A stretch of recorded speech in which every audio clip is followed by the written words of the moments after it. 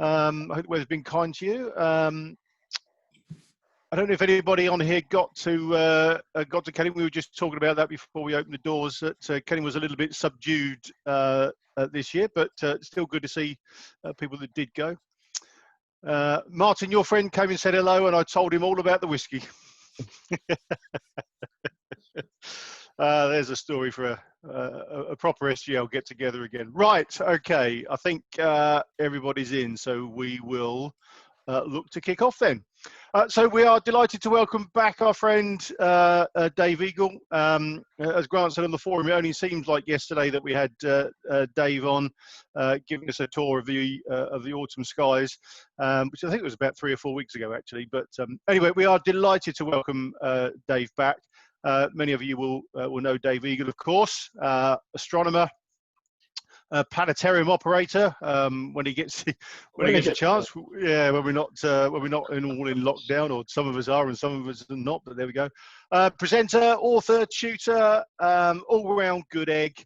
And I'm pretty sure most of you, or at least some of you, will be attending his virtual astronomy club as well. So again, we are delighted to welcome Dave back, and tonight Dave is going to give us a tour of Affinity Photo, and this software package continues to get a following, I think, Dave, in the astronomical imaging world.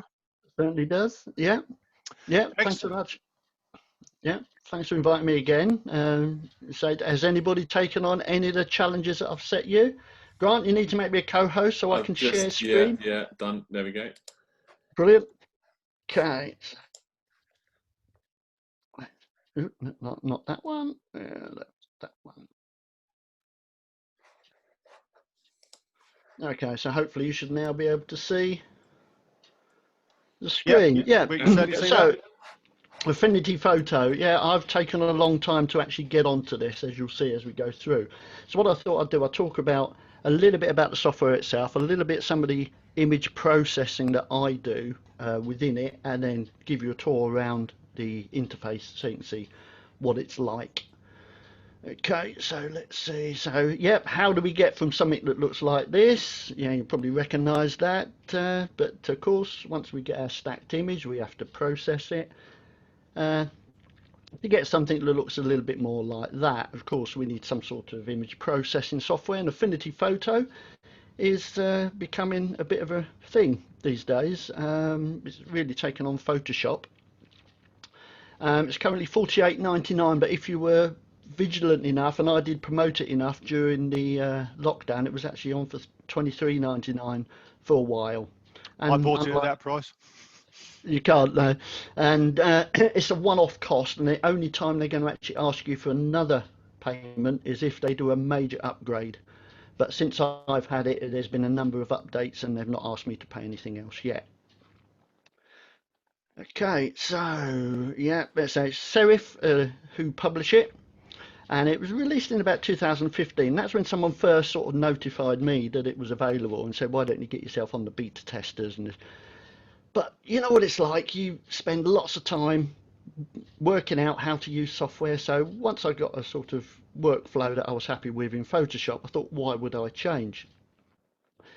The only trouble was, over those years, I'd have people coming along to some of my workshops, they wouldn't have Photoshop, and I'd have to start trying to help them with Affinity Photo. So last year I thought, I need to learn how to use this so that I can help people and perhaps know how to use it myself as well. And as a result, I've actually transferred virtually all my astrophotography image processing over to the package. So yeah, so it's only about 5 years, so it's fairly new to the market, but it is just as powerful as Photoshop. There's a few quirks about it, which I'll tell you all about as we go. There's one or two things that I can't do that I can do in Photoshop, but they're not major things. And the thing that really speaks for it is there's lots of professional photographers are switching over to using it, and obviously they're going to save themselves a lot of money over the years, because you know, in what, 4 or 5 months you've got your money back if you've got a Photoshop subscription. Advantages to be licensed, of course. You can get a 10-day temporary license, and during the lockdown that was actually that went up to 90 days. but the 10-day temporary license wasn't enough for me to actually get to grips with it last year, so I had to get the full license to do that. But yeah, it's a 10-day temporary license, so you can have a go with it before you pay for it properly. And there's a 14-day money-back guarantee, so basically you can get 24 days to try it out. And during the lockdown, it's actually was on offer for $23.99, as I said before. So watch out for that, because they do specials now and again. It handles the latest camera RAW files as well, so if you're not doing stacked images, TIFF files or whatever, then it handles RAW files from cameras as well, and they're continually updated as we go. Handles 32-bit files, although you have to change the format to be able to use some of the tools. Of course, the software is always going to be up to date. You can get support if needed, and of course it's legal. There's a lot of people out there using Photoshop CS3, which is a free license. It's not a free license. I'm not a Photoshop policeman, but anybody using one of those free licenses is actually breaking the law if you haven't actually bought a Photoshop license. But anyway, so it's legal, and it's cheap as well, and really powerful. So when you open the software, this is what the interface. So it looks fairly similar to how Photoshop looks, and I'll just take you through some of the features as we go. If anybody wants to put something in the chat, ask a question while we go. Oh, see, there's a couple of things put in the chat. I was happy, Kat. We picked up on your question about doing the observing challenges, Dave. Yeah, Cloud. Yeah, I've had a few of those. Okay, so this is how my interface looks. If you've got Affinity Photo, it probably looks slightly different. And if you want to go back to if you get lost and windows disappear and all sorts of stuff, if you go to View, Studio, Reset Studio, all the menus go back to how they were when you've previously set it up. So if you get lost along the way and lose windows, just do that and everything goes back to what it was before. Okay, so that's easy enough to do. And to reveal other tools, again, it's View, Studio, and you've got all your tools here. And you can switch them off just by putting the tick mark in there, and they become visible over here or somewhere else on the screen. It depends on the tool. The strange thing, one of the strange quirks about it is these personas, and these are these 5 icons up here, and they're really strange. I haven't used a lot of them yet, but the main one is the photo persona, so that's this one here. And that is where most of your image processing goes on. So that's where all your tools are available. So that's the imaging editing bit. All the tools are in there, and you can make all the adjustments you need to process your images. And that's where your filters are available and everything else as well. So that's the main part that you use. The other one that you use a bit is the develop persona, and if you're importing or bringing in raw files, that's the persona that opens to process your raw file before it then goes into the edit part. So it's developing raw files. And then the other one's the liquify persona, which I've never used. I've never delved into that one before, and that's for mesh distortion, so when you can distort images and warp them around in all sorts of ways, but I've not used that yet.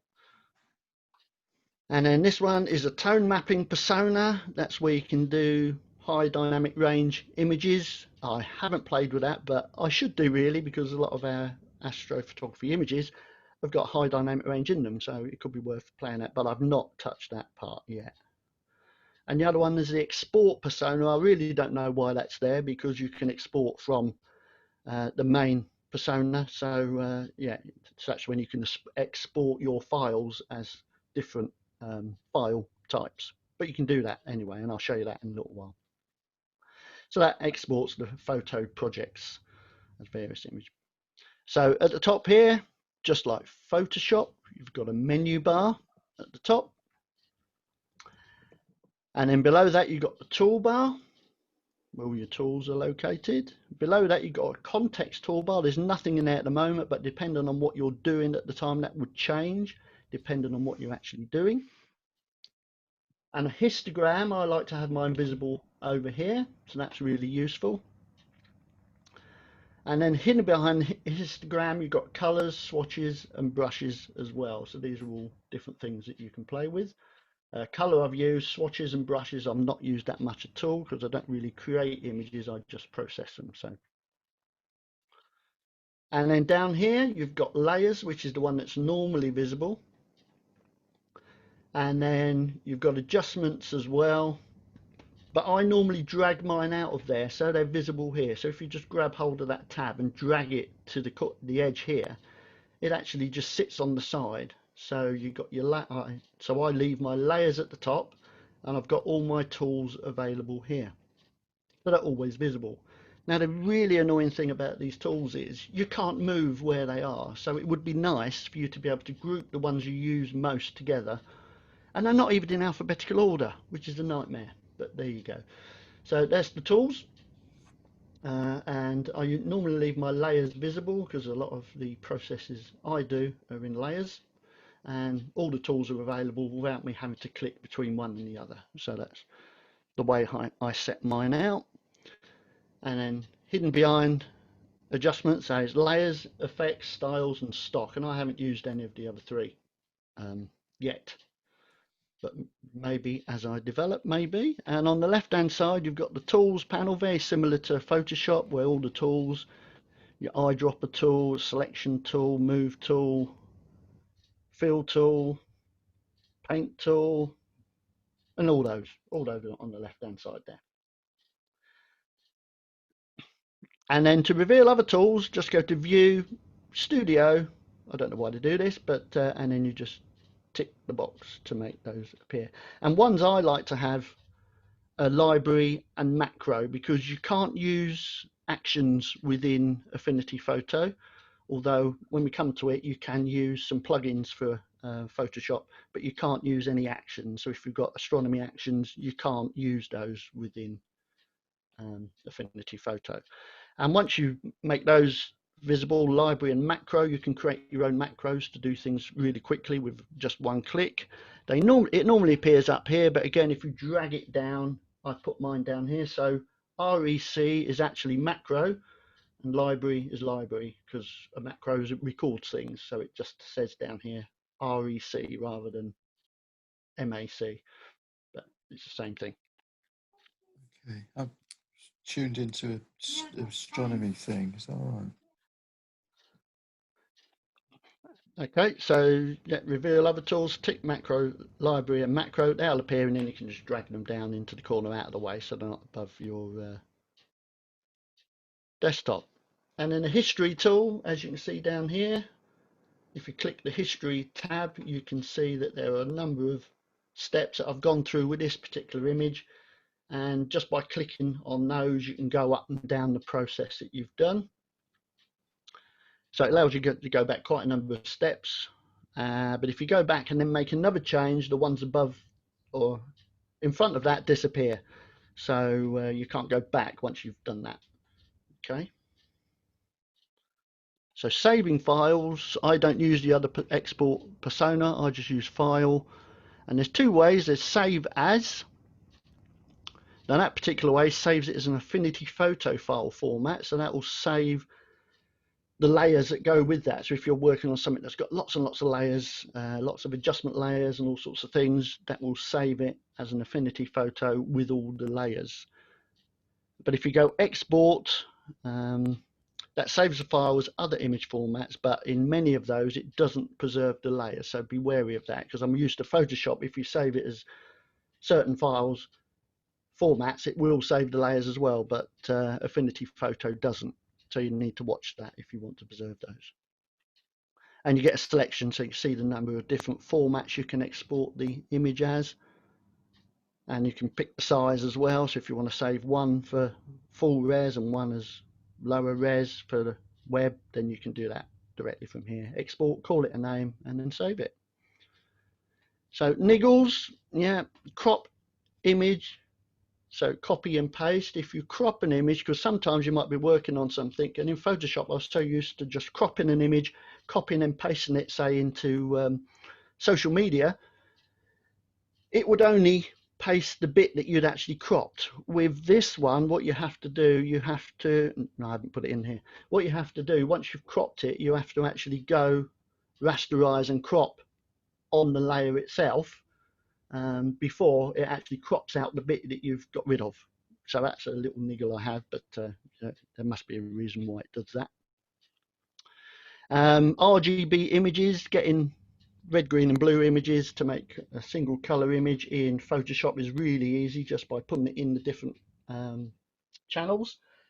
But with this, it's a little bit more tricky. There is a process recommended to do that, but somebody introduced me to one a few weeks ago, and I've had a little bit of a go, but I've not quite perfected that one yet. But I'm working on that one at the moment, so I should be release that as a YouTube video at some point once I've really felt I've got to grips with that one. Saving layers with images. So yeah, if you want to preserve your layers, make sure you save it in the right format to be able to do that.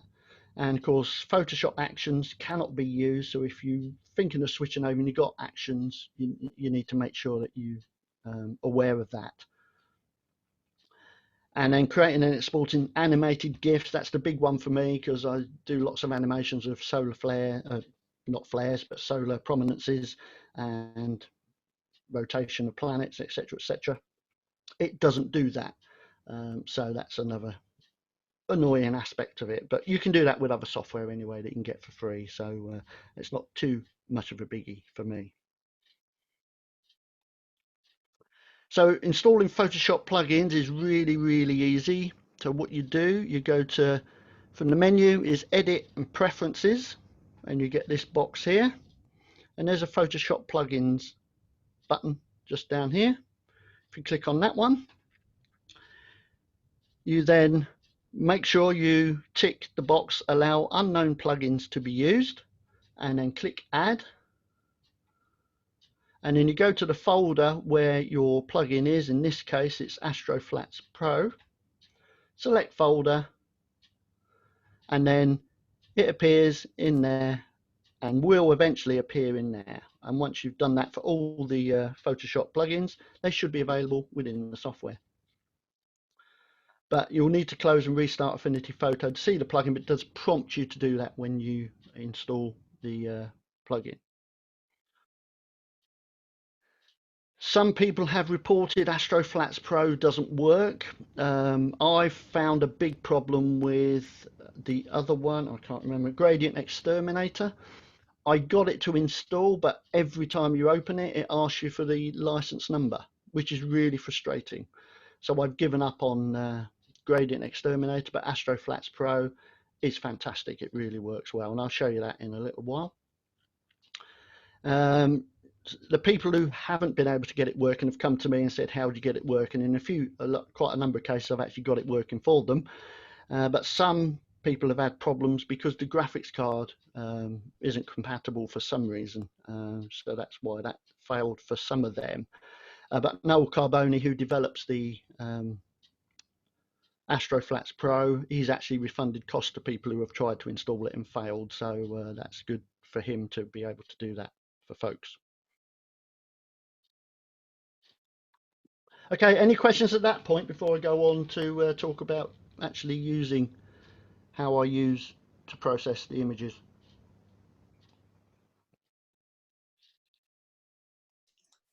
Oh, Gradient Exterminator fix now works fine. Oh, we'll have to give that another go then. Yeah, thanks Dave. Thanks. Brilliant. I'll give that a go. So no questions at that point? Nope, don't think so, Dave. No? Okay, let's crack on then. So why do we need Affinity Photo? Yeah, we all know, because we're astrophotographers, you need to get a properly exposed image. And you know all about that when you view the histogram. So if we look at an ordinary everyday photo, which is hopefully a correctly exposed image, the best way to find out what's happening is to look at the histogram. And what you'd hopefully find is that all the peaks are roughly in the middle somewhere, so everything's reasonably exposed in that image. It's easy to see in a normal picture, but an overexposed image, you can see there's bits that are completely washed out here. And of course, when we're doing astro images, if you're doing something like the Orion Nebula, the central parts are going to be overexposed because they're so bright if you do longer exposures. And if we look at a histogram, you can see that everything's over to the right hand side of the histogram, so everything's really bright, and we've lost data. So you can never recover anything that's really bright because it's all white and you can't get that back. And if you're looking at underexposed image, actually they don't look too bad on this screen now. If we look at that one, you can see that the histogram is right over on the left hand side, and there's all these spikes sticking in it and bits missing, so we've not got enough data. So it's an underexposed image, and of course most of our astrophotographs are totally underexposed no matter how long you expose them for. And so that's why we have to do some image processing. So where does the data lie in the histogram for an hour's exposure? Of course, here it is, little peak on the left hand side. But with careful manipulation we can get something out of that, and we can actually reveal the Rosette Nebula hidden within that data. It is in there, but you need to actually tweak it out. So what does the histogram mean? It's all to do with shades of grey. Not 50, there's actually more than that. Of course it depends on the camera. So if you look at these graduated scales that you get on the internet, and you can see black and gradually going up to white with different levels of grey in between. So there's very little light, not much signal down that end, and lots of light and lots of signal down the right hand side. But down here there's more noise and there's less noise up this end. But it's not just 50 or even 26 shades of grey shown here. It depends on your camera as well. If you've got a 12-bit image, it'll be 4,000 levels of grey in between black and white. 16-bit image, 65,500, and so on and so on. So you know, you get more gradients between black and white depending on which camera you use. But of course the image sizes get much bigger as you go. And I look at it like buckets. The more bits, the deeper the buckets, the more levels of grey you get. So this is what we're playing with when we're processing our images, and the image files get much bigger. Okay, so if we look at a properly exposed image, you see everything between black and white, and you can see every single level of grey in between each one. If we overexpose it, you can see, because we've overexposed, these pixels up here are completely white, so they've oversaturated. So no matter what we do mathematically to those, we can never recover that data. That's lost.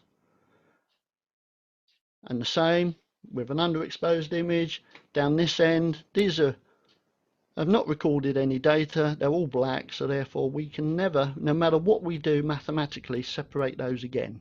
That data is lost completely. So we've lost that much level of grey in our image. So we've lost data. And I saw this on the internet, and I just had to pinch it, because I look at it like the pixels collect photons, and if you liken an imaging chip to a load of buckets sitting there collecting raindrops, so the photons or the rain comes in and the pixel is a bucket, so the more light or the more rain that falls in the bucket, the fuller it gets. I'm not going to talk about serial bucket array and things like that, but I thought that was a great analogy to imagine what's happening on the camera when it's collecting light. So if we think of our bucket, an empty bucket's got no water, so that would give us a black pixel. And if our bucket is completely full, it gives us a white pixel. And of course, when you're taking your images, you'll have a variety of buckets or pixels with different levels of signal, and you'll have white ones, you'll have black ones, you'll have all sorts of ones in between, and they're assigned a grey colour in between. And the amount of grey depends on the level of signal that they've picked up. So no signal is black. This one, because it's got a bit in, will be grey. This one will also be grey, but it'll be a lighter grey, and if it's completely full, it'll be white. So we'll have a complete variety of pixels depending on how much signal they've collected, as to what level of grey they're going to give in the picture. If we expose an image for too long, as you can see here, these two are completely full. Because we've exposed far too long, this one has actually collected too much light, too many raindrops are falling in our bucket, so it's completely full. So no matter what you do to those mathematically, you're never going to separate those again. So black, grey, white, and of course that one's white now as well, so we can't separate those two. We've lost data. And the same if we don't expose for long enough, that stays black, that's grey, that's white as it was, but that's not quite as bright as it was, but that one's gone black because it's not collected enough. There's not enough collected in it, so it's black. So we can't separate those again, so we've lost data. So if we imagine the bucket on its side, and you can see if we put our graph up again, and you can see as the bucket gets fuller, it gets a different level of grey assigned to it up until it becomes white. So once we've got our picture, here we go, this is the sort of thing we get. So we'll have black down here, we'll have this, we'll have a small amount in it, that'll have slightly more, that'll have more, that'll have a bit more, and we'll assign different levels of grey to those pixels. And all those thousands of pixels that we got on the chip will contribute to the image.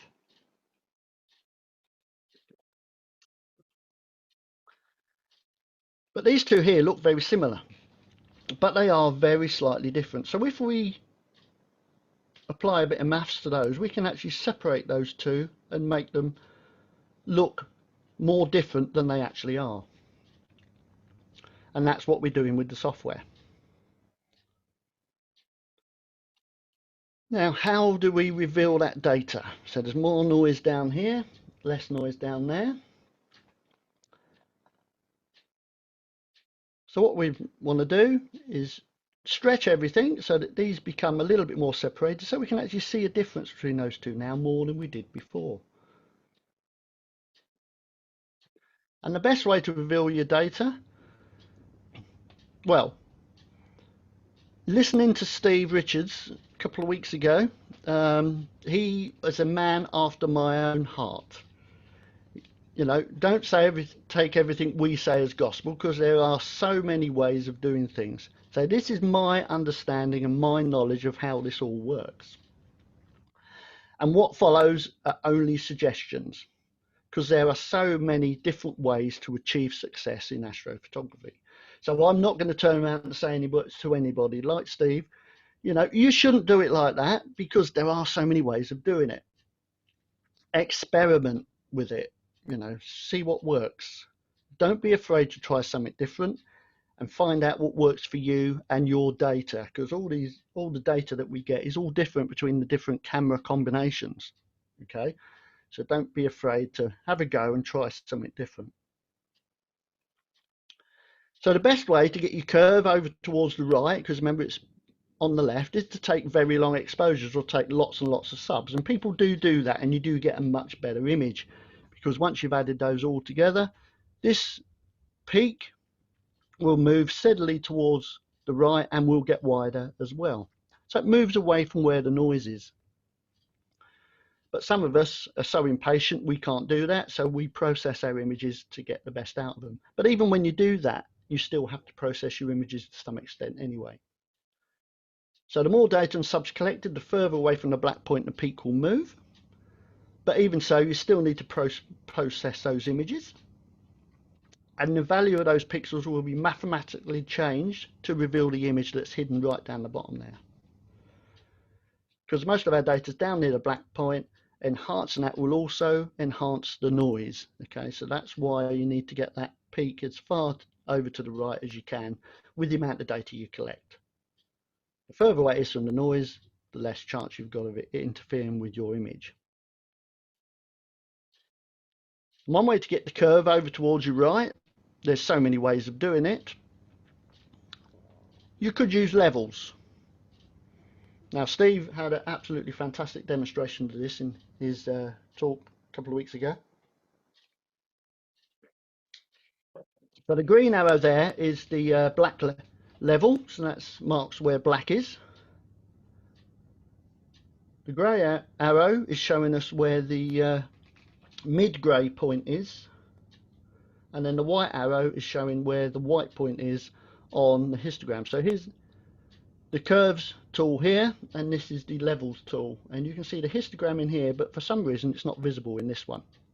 I don't know why, but that's one of the quirks that Affinity Photo sometimes shows. You can't sometimes see the peak in the curves tool, which is a bit annoying at times.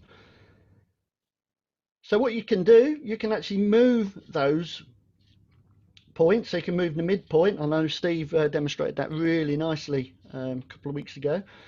So you can move that black point, so that midpoint. So what you're doing, you're mathematically increasing the value of those pixels in between there. And some people do move the white point and the black point as well. But don't forget, if you do move the white point, you will lose all that data, because what you're basically doing when you move that is you're saying, I want everything between that level of grey and white to become white. So actually losing data. Although you can't see a peak, there are pixels up that end, which are your bright stars, etc. So there is data there.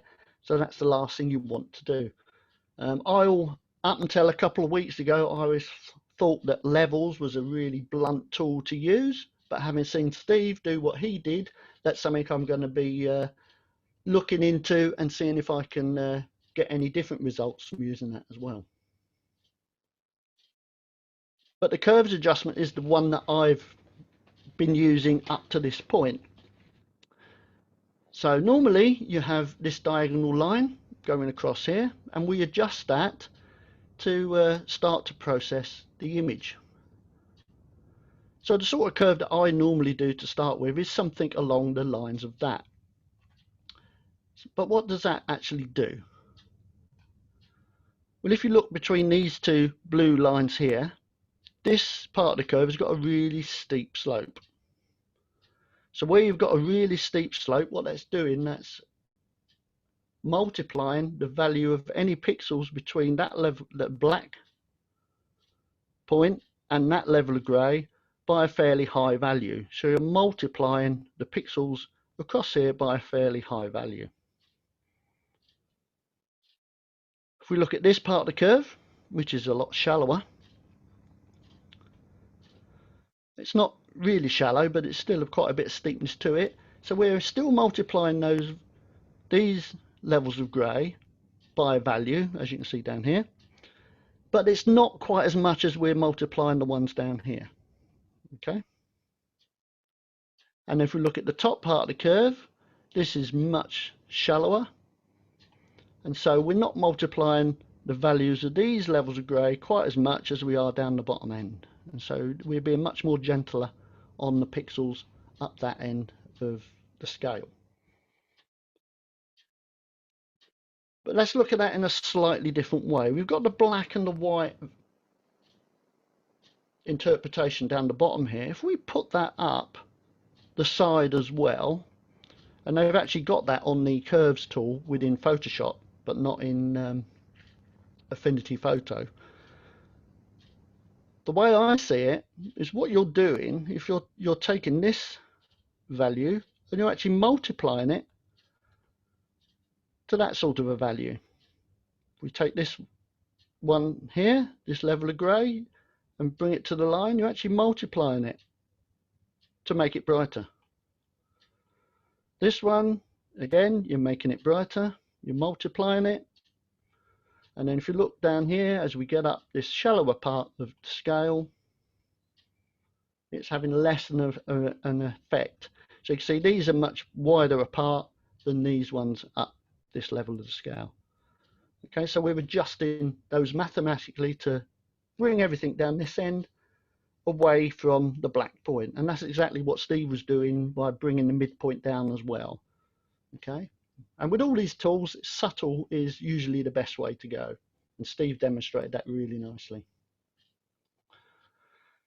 But make sure that you don't clip your data. If you're doing any curve adjustments, never ever adjust the curve so it hits the top here. Because what you're saying is any value of pixel between here where it hits the curve is becoming white. So you've lost all this data. Everything here is going to be white. There are pixels up there. They've been lost. Bright data has been clipped, and the levels of grey towards white have been totally lost. So they're all white. So we've lost it. You know, so although you can't see any peaks up there, there is data up there like your bright stars, etc. And the same down the other end. If you adjust your graph so that it hits the bottom here, that does a very similar thing.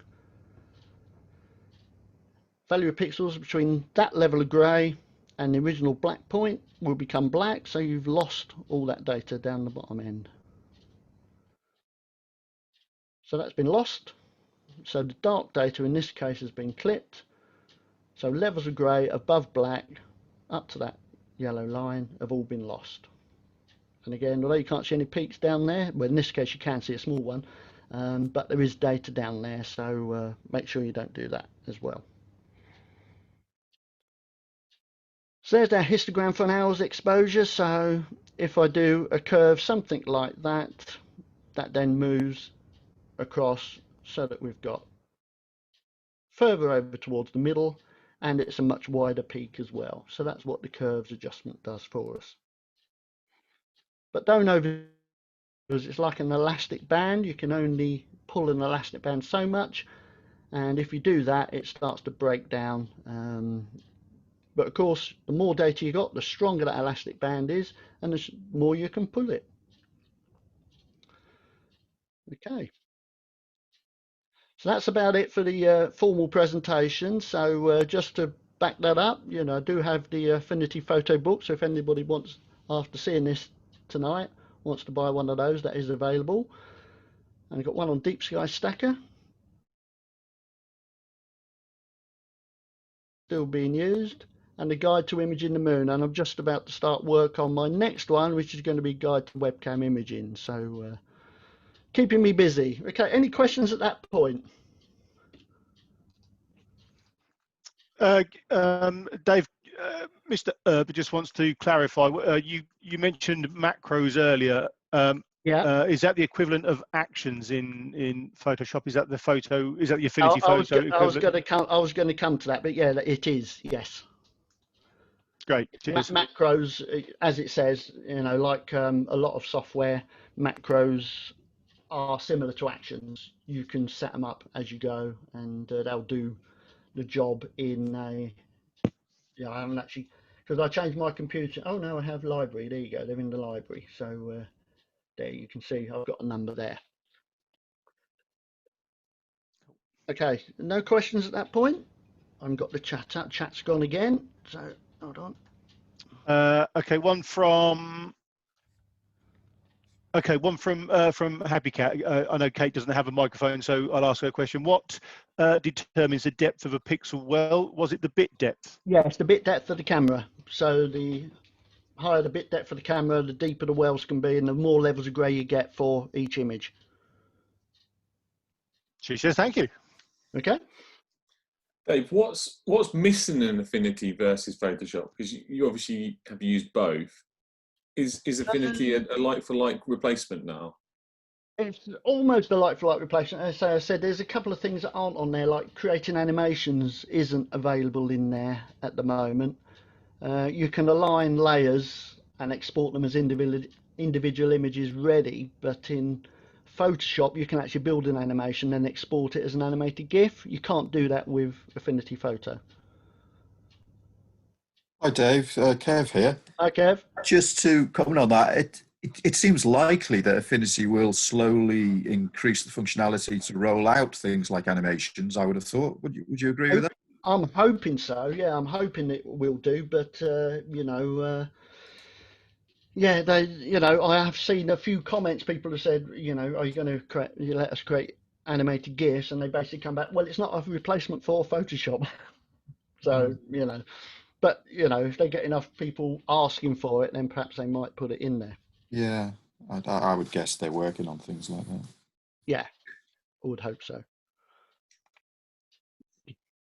Okay, so just to give you a run through of how it all works, it's very, very similar to Photoshop. So this is how I have mine set up. So you can see my layer here. I can see the histogram up here as well, and I've got all my tools here.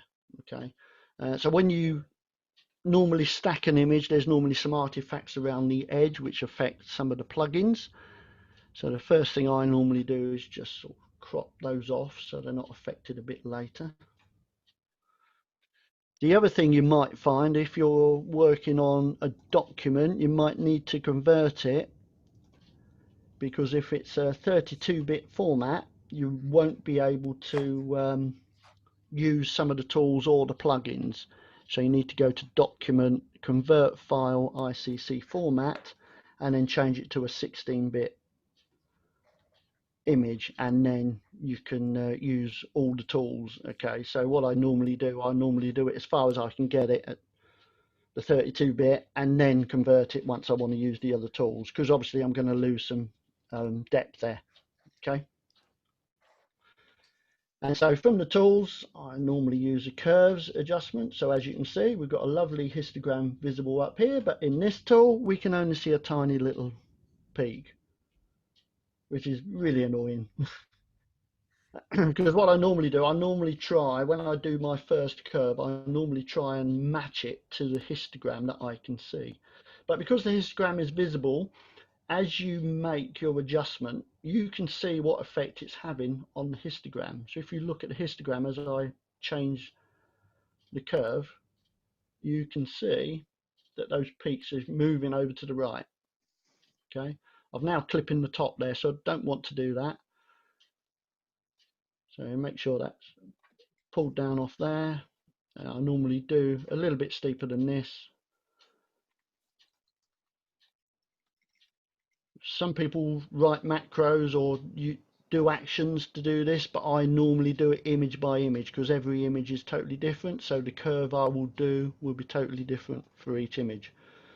Okay, so I'm going to do that. You can see the 3 peaks. You've got the red, green and blue shown there. I've moved over to the right. The red's not superimposed on the other 2 yet, but that doesn't matter.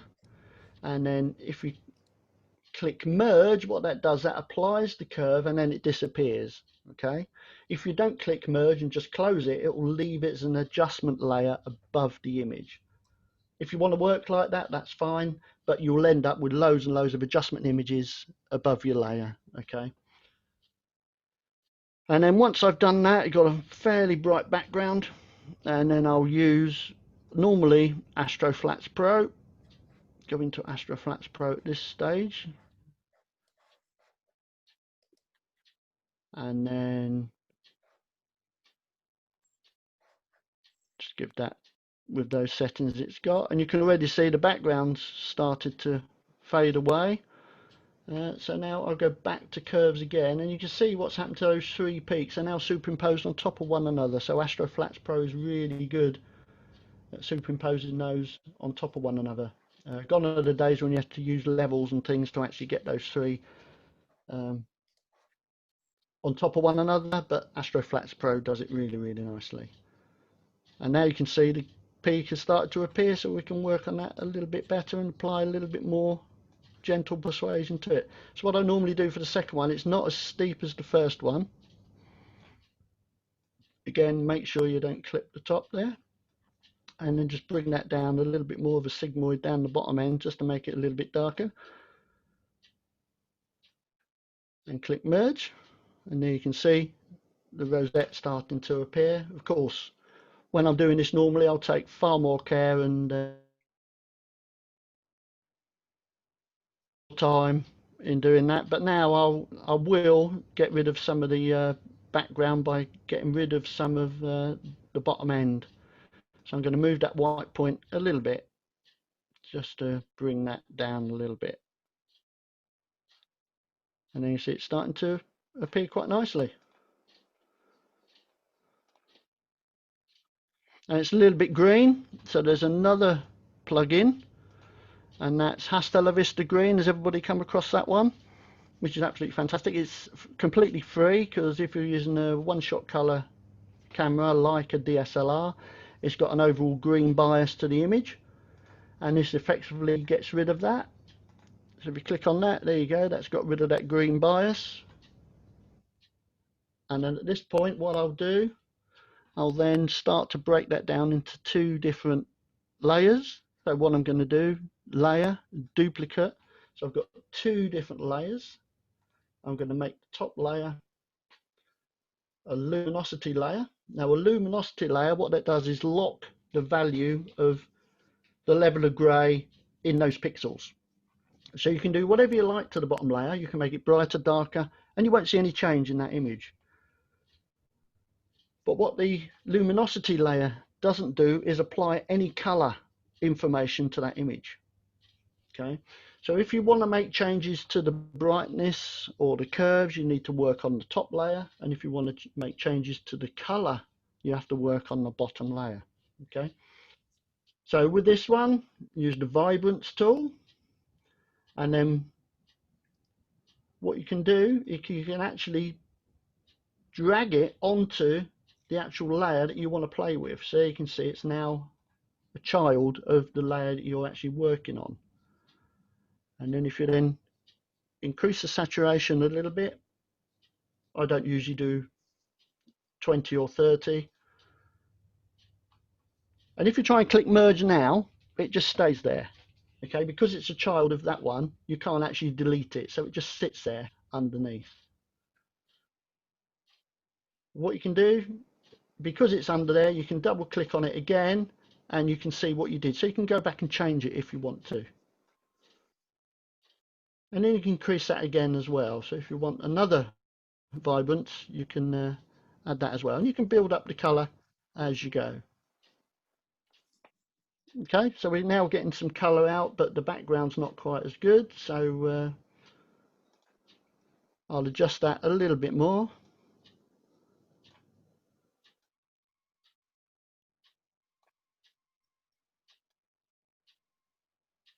I'm ended up with a slightly blue tinge now because I haven't taken care in doing this, but you can see how it's starting to develop the image. Any questions at that point? Obviously I'll take a far more care over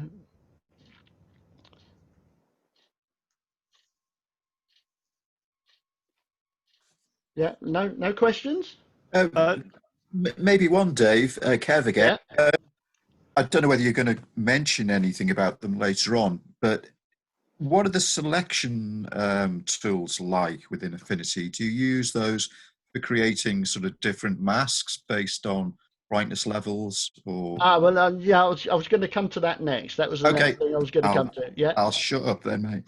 Yeah, so that's with brightness and curves. So that's basically how the tools work in there, and then saturation as well. The other one I was going to show you was mask layers. So what I'm going to do now, I'm going to go to another image and bring that in.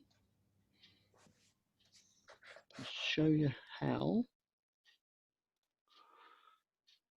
Okay, so this is M13.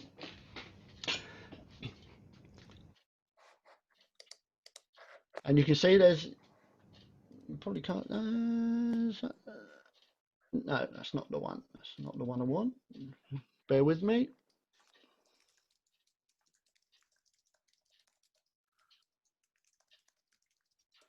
That's the one I want. Yeah. Okay, so this is the stacked image of M13.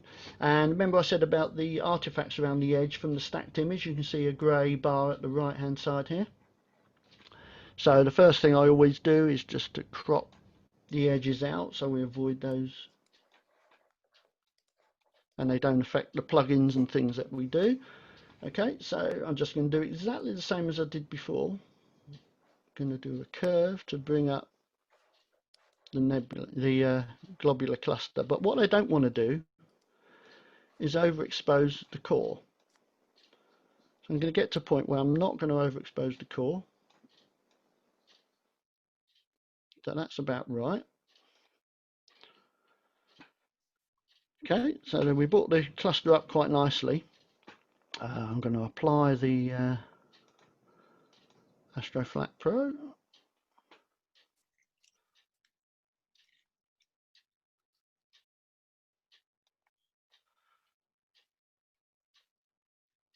We got rid of the background, but there are lots and lots of stars in there that we can't see because there's a lot fainter stars.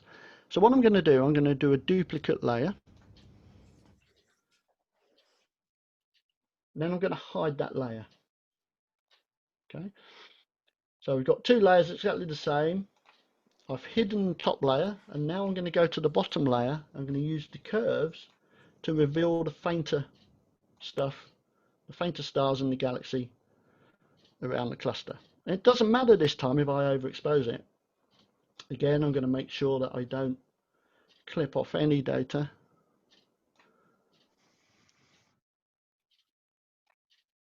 I'm going to take this way too far, but there you go. There you go. So you can see we've got much fainter stars visible. We've got the galaxy coming out really nicely and a bit of structure in it as well. So I'm going to just merge that with that background. Because it's above that layer, it just applies it to the layer below. And then what I'm going to do, I'm going to go up to the levels tool, and because that peak, I'm going to bring that black level up so we get a bit of a darker background.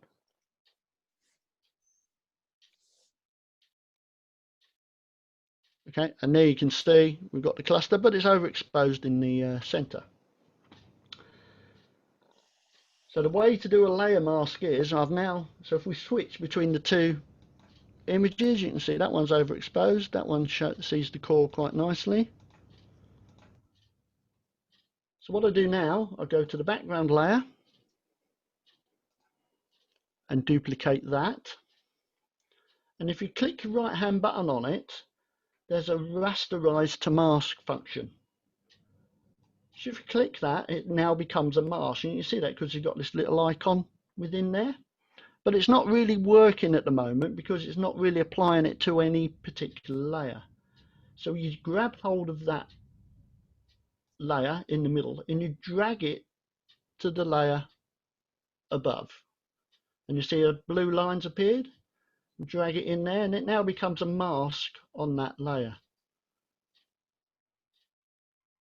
Oh, forgot a step. Let's go back. I'm going to do undo move. But what you need to do, let's hide. As you can see, it's a mask. You can see. But what you need to do, you actually go into filters and you need to blur that mask. So if you go into blur, Gaussian blur. Oh, I've gone. Hold on a minute. I need to go back to my history. And before I rasterize the mask, I need to blur that. Oop, filters, blur. Oh.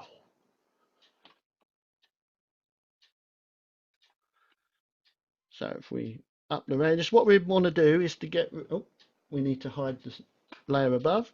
So what we're doing, we're now blurring the middle layer. So we get rid of nearly all the stars. So all we do is get a brightness scale. That will just about do it, I think. And then once we've done that, we then need to rasterize to mask. Make the top layer visible and then drag it to that particular layer. And there you can see we've now got the center of the core nicely visible, as well as all the fainter stuff as well. So that's now acting as a mask within that top layer. So it's stopping us seeing through. If we stop that, you can see it's stopping us. It's allowing us to see through to the faint stuff, but not allowing us to see through to the central bright bit in the core of the cluster. And then once you've done that, you then go to layer. You can merge down so it becomes a single layer, and then it's just a case of adjusting your curves. Oops, there we go. Adjusting your curves again to just get the background a little bit better.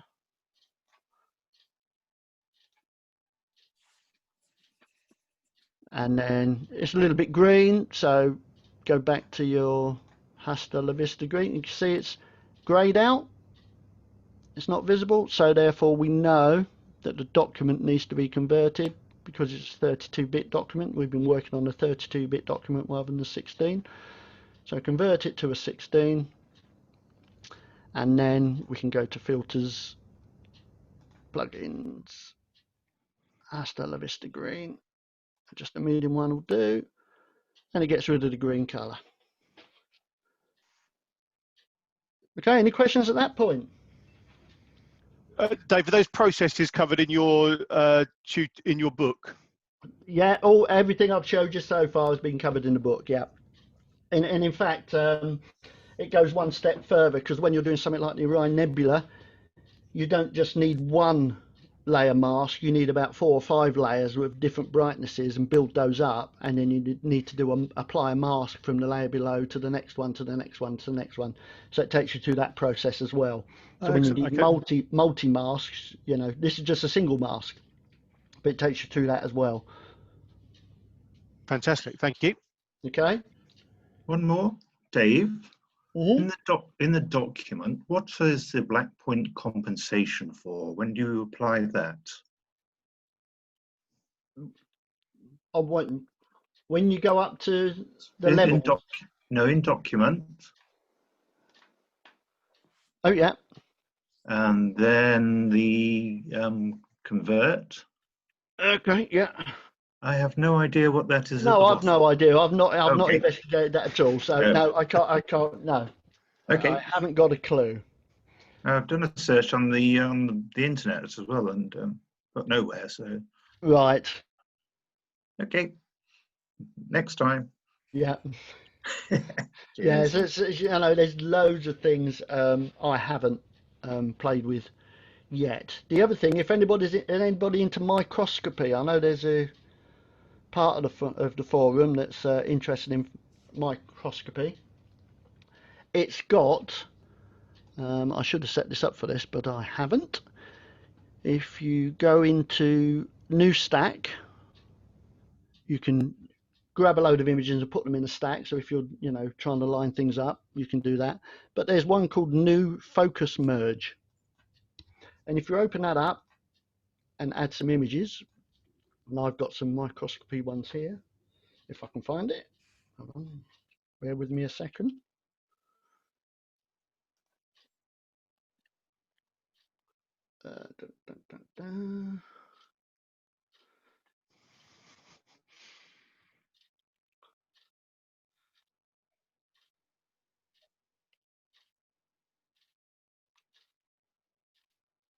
Right, so what you can see here, I've opened a number of images that I took through a microscope, and they're all at different focus depths. Okay. So as you can see not much of that's in focus, it's just this little bit here is in focus in this one. And it's aligning all those images, so as your focus changes. How do you get them to sit still long enough, Dave, to take that picture? That's great. A good whack usually does it.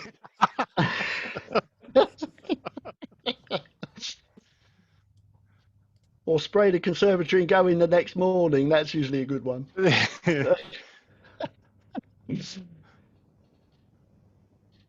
Oh, wow, that's very cool. And it all does it automatically. It's fantastic. The only trouble is, as you'll probably see, I didn't stack enough of my images, so it's not all in focus. But anyway, yeah, so you can see how it works anyway. Yeah. And you know, it does a cracking job. And if I open, where was the final image? That was the final image I ended up with. Oh, wow. It's just awesome. You've got all these images at all different focal planes, and then you just add them all together, bang. Yeah, it's after a bit of processing as well, of course, but yeah. So it enables you to get everything in focus all at the same time, which is amazing. So that's worth, you know, that's worth the money for the software in itself, let alone the astrophotography and everything else, you know. We should have had a health warning before that, Dave. You probably scared the hell out of someone. Could have been a spider. Anybody got any questions at that point? Oh, no, Martin B. Come on, Martin, give us your expert opinion on the black point comp. You're on mute, Martin. You'll need to press spacebar, mate. Can you hear me now? Yes, mate. Yeah, it's particularly useful if you're transferring an image to a printer or converting the profile to a CMYK image for future printing, because the black points are different and it needs to make a recalculation. Right. Okay.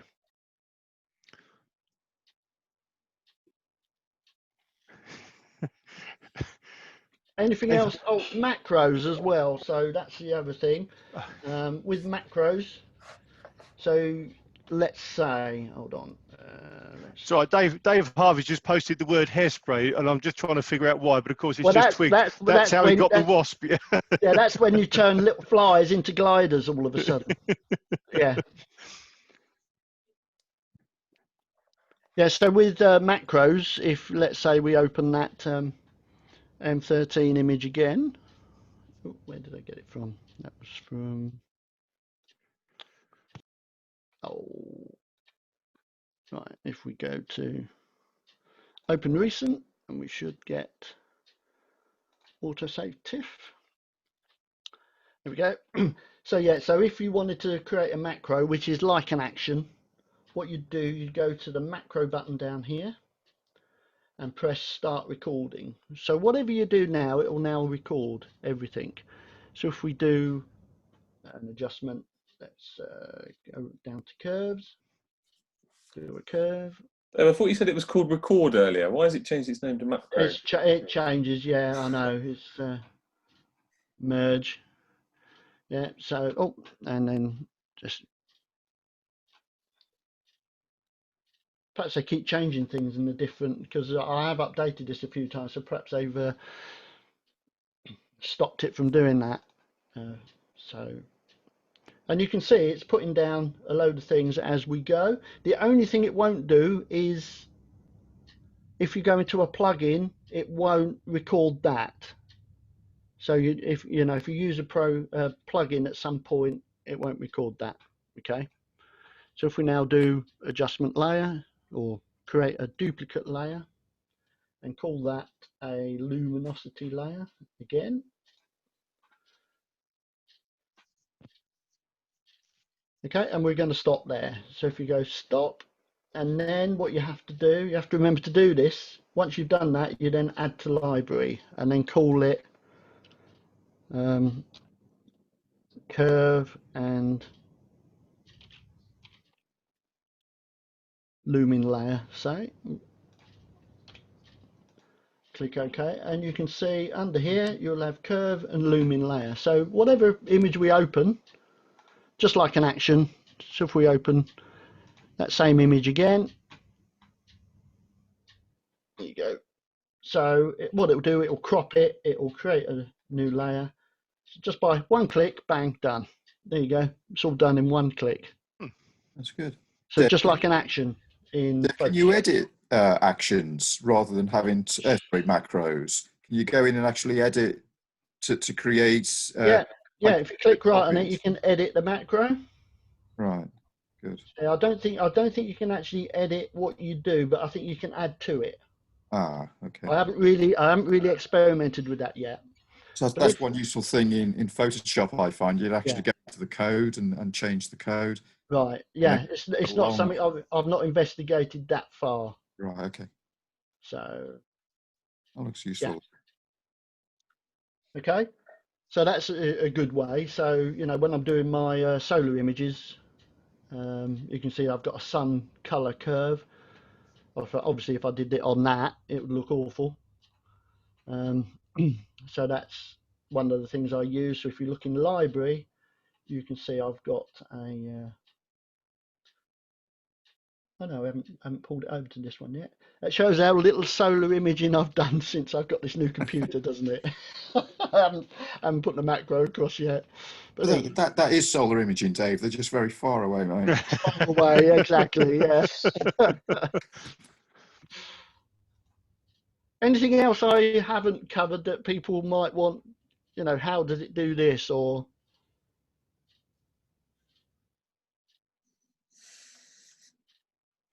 Presumably, Dave, you're doing your stacking in Deep Sky Stacker still. yeah, Deep Sky Stacker. Sequator is quite good as well. Sequator. Sequator, yeah. If you haven't tried Sequator, give that a go. That's a free one. Yeah, I used that for a few of my comet images a few months ago. That was quite good.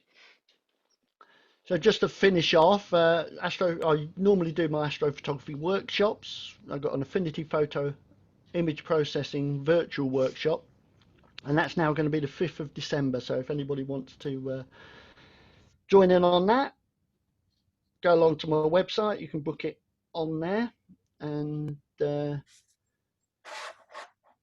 if you use the code SGL for 150 on any single order, that's going to be available till the end of November. So if you want to make a saving on anything on my website, then please use that. Thank you, Dave. Very kind indeed. And on the first and third Tuesday of each month, we've got the Virtual Astronomy Club, so everybody's really welcome to come and join in if you want another astronomy fix. Yeah, and that's about it for me, really. So unless anybody's got anything they want me to show with the software. Sometime, Dave, I've downloaded the SHO files for the M42 from the remote telescope on Mount Tidy. Right. And I'd be intrigued to see how you process the narrowband images. Okay, where are they? I did the Open University online telescope course, and I have a free subscription to the Mount Tidy Coast telescope in Tenerife. Right, yeah, yeah. So I You get access to them as part of the course, don't you? Yes, but at the time I did it, it got COVID restrictions on it, so I've just got my freebie, and I've downloaded, stroke requested, the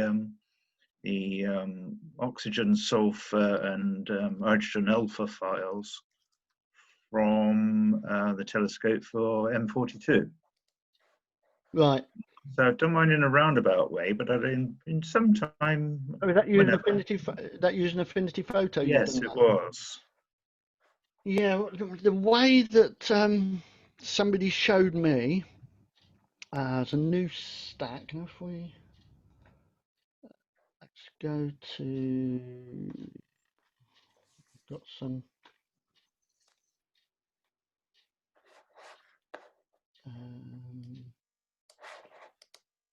So I'm just trying a 3-color image in here. No. And I wasn't quite sure how to get them into a red RGB channel and stuff like that. So it's really. What I'll do, I'll go. I should have thought of that before. Right? I think I went the long way round, to be perfectly honest. Yeah. So if we select the 3.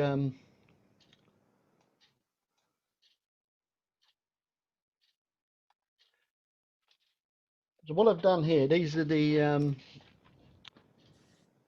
Eagle Nebula. Okay. From the Icky Observatory. So what I've done, I've gone File, New Stack, and then I've imported the 3 images. Okay. Yeah, and what you can see is put them in a single group as a layer. Okay. We don't want them as a group. So if you click your right-hand button on it and click Ungroup, they then go to individual layers. Okay. Right. And then make sure you just select one of them. So if you want HA a particular color, you click Recolor. What color should we make it? Well, under the Hubble telescope color palette, they're in different channels, aren't they? It is green. Red. It's green. Okay, so green. At the moment it's a monochrome image, so you need to go into Document and convert it to a RGB. Okay. Yeah. So we get color. So here we've got a nice red color. Okay, and we just want that adjustment to go to that particular layer. So that's going to be green. Yeah. Yeah. So if we click on recolor and I change that to 50%, I haven't quite perfected this yet, so bear with me. And then change that to green, and you can see that's now changed that HA to green. Okay, and because we've made it a sub layer of that particular layer, you can't merge it, so you just have to click go and it just stays there. Okay, so the other two, so 03, I can't remember what that is. That's a bird egg blue, I think they call it. Okay, so if we go 50% again, where do you think? About there? Somewhere there. Somewhere there, yeah, okay. Oh, and what we should have done, I didn't make it part of that. So there you go. So that's now made that blue. And then same with this one. So if we recolor that one and just make it part. And then the other one, so that's a red, isn't it? Yeah, it's a darkish red. It's, I found if you leave it 100%, it's just too much. Okay. So yeah, so there you go. So that is, so you can't really see it's made much difference now. But then what you need to do, you need to change the top layers to lighten, so you can actually see anything brighter below. And it's mainly you can see that one at the moment. But what you can do then, take each and then apply a curve to those. So if you want to make the oxygen 3 a bit brighter, you can just adjust the curve on that one.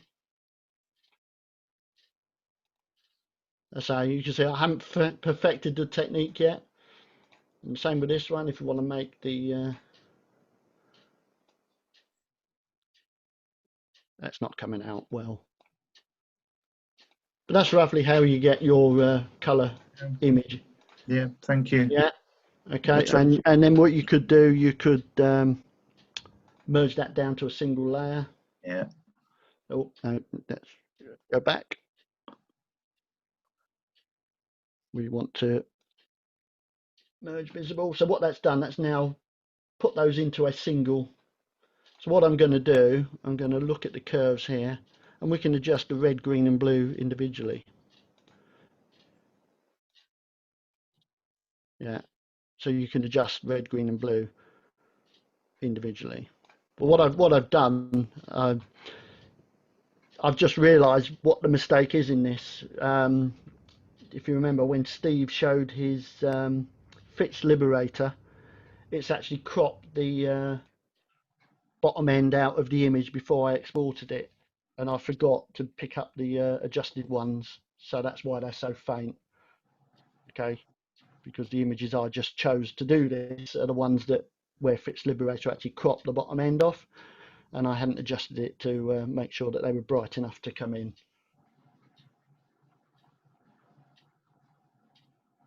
That took me a couple of days to sort through that. Yeah, yeah. But that's roughly how you get your red, green, and blue in there. With Photoshop, it's easy because you've got your 3 color channels. You just copy and paste the different exposures into those 3 channels, and you get your image. But this is a little bit more problematic. It's odd they don't have the concept of channels, because that would solve all of this. It would, yeah, it would, yeah. But it's not there. What's channels on that over to the side there, Dave? What's? Yeah, but it becomes the way you have to do it. You have to create a channel, copy it into there, and then you have to adjust it and move it in. And it's just a long-winded process to do 3 channels. You think, oh god. But the way I've just shown you seems to be the best way, or the easiest way to instruct someone or get someone to do it, rather than trying to go through this long, convoluted, ridiculous process to get those channels in there. So they are there, but you have to create the channel, import it in, and then swap a channel with this, that, and the other. And it's just a mess, I think. Yeah. So there's a few niggling points here, especially if you're doing RGB, which I don't, so it's not too much of a problem for me at the moment. But that could change going forward. We'll see. Thank you very much, Dave. Yeah, any other questions? Nothing coming through on the chat at the moment, Dave, but I think that could be one of those things that I forget who mentioned it earlier, that it's possibly a development or future development that they'll work on. You never know. Might be, yeah. Yeah, if enough people keep hassling them, then they might actually simplify the process for us, make it a little bit easier. But again, you know, it's only something I've dabbled with a couple of times, so I've not quite got there yet. So, you know, I'm not happy to not happy to show you roughly what the process is. Yeah, it still needs a lot of refinement before I'm happy that that's a good process that I can show people. That's fine. Thanks for sharing your experience on it, Dave. Yeah, but it's been, you know, my workflows are continually evolving as I find out different things, etc. So, yeah. Excellent. I hope that's been useful. It certainly has, and again, I think for me, if anybody's yet to order it, go ahead and get your book. That's what did you sign this one? No, you didn't sign this one. So next time I see you, Dave, I'll have to get your autograph in my copy. It'll be worth a lot less then. Dave, I think that was one of the simplest and most straightforward ways I've seen levels explained. So I think that was a cracking bit of the talk. So thank you for that. Great, good, thank you. Indeed, thank you very much. So as usual, this is recorded, so you can play back Dave's demonstration at your leisure. I certainly will go back and review some of those things alongside reading the book, of course. Great. So there's another questions come through. So, but lots of plaudits and thanks. Obviously, great explanation of layers and curves. Many thanks indeed. Learned lots of new tricks. Interesting presentation, Dave. Regards and clear skies to all. Yes, clear out skies says it's going to be clear for me tonight. Grant, how true is that? I'm yet to see. It's guaranteed. Oh, that's okay. That's okay. Next week's speaker is now confirmed, by the way. So we've got Paul Money joining us next week, and he's given his talk, Images of the Universe, where he's going to talk through 10 images that's inspired him over the years. So it's a little bit different, and Paul's a fantastic speaker. If you've not seen him before, he's very enthusiastic and really, it's a great talk. Yeah, it's really, really fun to watch. So we look forward to that one. No, Mr. Money. Enthusiastic. Yes, indeed. I'd get a pot of coffee on the go because we could be there for some time. Even with just 10 images, we're there for a little while. Okay, so I think all remains for me to do is again say, Dave, thanks very much indeed. Links, of course, will be on the forum to stargazing.co.uk and your books, of course. Thanks very much. And Dave will be back with us, probably not too far away, I would imagine, for our spring our spring skies tour. I think is the plan for you, Dave. Yeah, I think so. Yeah. We'll get Christmas out of the way first, shall we? Christmas out of the way, yeah. It's been a busy few weeks. So, well, yeah, absolutely, yes. I saw a great joke today that you're only allowed 6 for Christmas dinner, but 30 for a funeral. So I'm going to have a funeral for the turkey that sadly passed away on the 25th of December. So there we go. Anyway, enough of my rubbish Sunday jokes. Okay, guys, have a great week, and we look forward to seeing you on the forums and very soon. Cheerio, everybody. Thank you. Thanks all. Bye now. Thank you. Bye.